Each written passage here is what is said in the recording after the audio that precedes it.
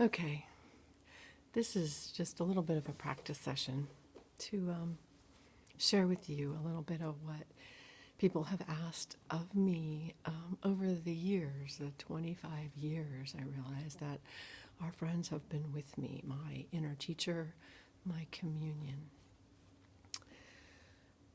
I thought maybe I would try to answer some of them and share a little bit with you all, which is a little unnerving for me. I've always kind of kept my distance from doing that.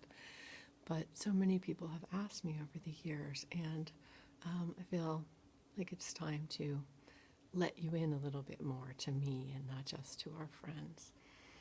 So,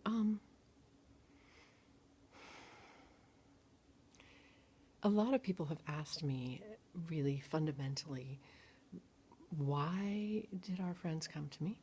What are our friends? Do I think they are my angels? Are they my higher self? Is it some other part of my subconscious, supraconscious? Some people have asked. Or are they actually a different energy? Do they have a body? Lots of different questions. Do I think they're some form of alien? And then how? How did they come to me, and why do I think they came to me? I mean, these are difficult questions, and the answers, I think, are long. My personal answers are long answers, so it probably won't all come in this one little video, but I think over time I'll just keep sharing the story, bits and pieces here and there.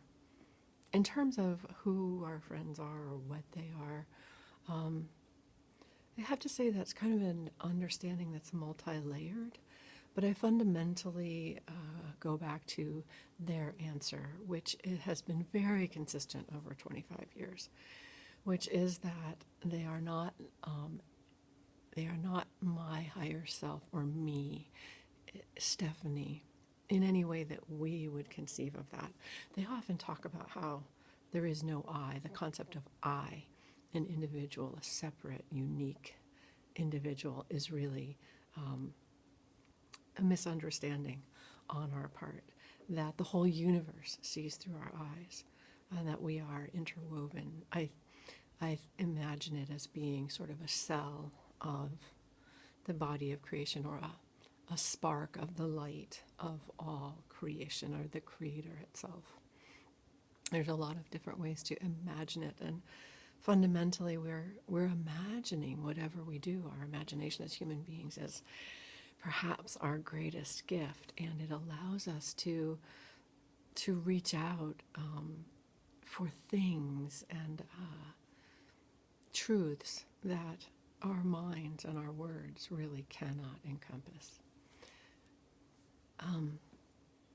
I hope to, over time, to share our friends here with you in this way too, because they have so much to say on so much of what I'm sort of touching on is what has come from them over the years and what I have learned through them and by their blessing. So I accept their word that they aren't my higher self in any way that we understand that. I also accept their word that there is a profound link between who they are and who I am, in the level of an essence that goes beyond soul and is different than spirit, but is a certain quality in a sense. I didn't ever ask for this. I didn't ever ask to channel. On the contrary, I really wouldn't have been open to it. It wasn't something I wanted. But when I was 28 years old, I became deathly ill. I was told that I might not live. And while I had always, my whole life, had accompaniment and sort of inner knowing, and I had, as a child, been able to go into the woods and call for help, that I remembered after our friends came, that I used to do this, and I would call them my friends. And they would come, and I would see them as this group of almost like soap bubbles with thousands and thousands of colors. And they would come, and I would feel tremendously loved and held and nourished and nurtured. And they would literally sort of give me this overview of my life that helped me to understand it. I didn't grow up in an easy family. And I think that part of this gift that I have, which I think is a gift like someone being good at math or science or athletics or anything, it is a gift. But I also think, like any of those abilities, we all inherently have this to some extent. I think that in our culture, we don't have words or concepts for this, and so most children are discouraged. Their quote-unquote imaginary friends go away by the time they're about 4 or 5.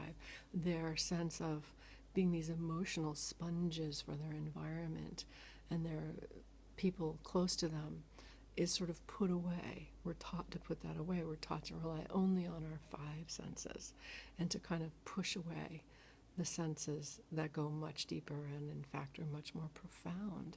Our 5 senses are beautiful and gorgeous and incredible and wonderful. They just aren't all that we have. I think because I grew up in a difficult family, I needed to keep those abilities turned on. So perhaps I also have a strong gift. I do believe that. But I also perhaps was gifted with a family environment that necessitated my keeping those gifts awake and alive and useful. And so when I was 28 and I became severely ill, in a sense, it was sort of like those gifts came on full bore in the midst of my dealing with an illness that had no cure and might have taken my life, but which, again, I just knew wouldn't. But as I went into a deep meditation as part of my being present with that, this began happening. This began through something I'll describe more in another video because it's long and detailed. This began happening, and our friends came through and ultimately spoke through me, for me and for my partner and friends and others, and sort of spread word of mouth over time. So why did they come to me? Because I needed them, because they were a gift, because they said from the very beginning they didn't come to be teachers or a guru, because we have more than enough gurus in this world, and the last thing we need is any more of them. But we do need friends. We just called them Stephanie's friends for a while, my friends, and then our friends as I shared them with other people. And they liked that name because they said what we need is more friends. We need those who will listen to us and be present with us and share, and that's what they do. I'll go into more of how they do what they do and what all they do another time, but they are very, very loving. And when this started happening, because it kind of freaked me out, to be honest, and it wasn't really something I had ever wanted, when I realized this is happening, I thought, okay, I have some rules here, and you have to honor these rules. My first one was that this had to be the highest energy that I was capable of bringing through. The second was that this energy had to come through my heart and not through my intellect. The third was that they had to completely respect that this is my body and take care of it and me. And the fourth was out of my concern that my opinions and judgments, which I do have, is just as much stuff as anybody else in the world, that those would interfere with the clarity of what would come through for people.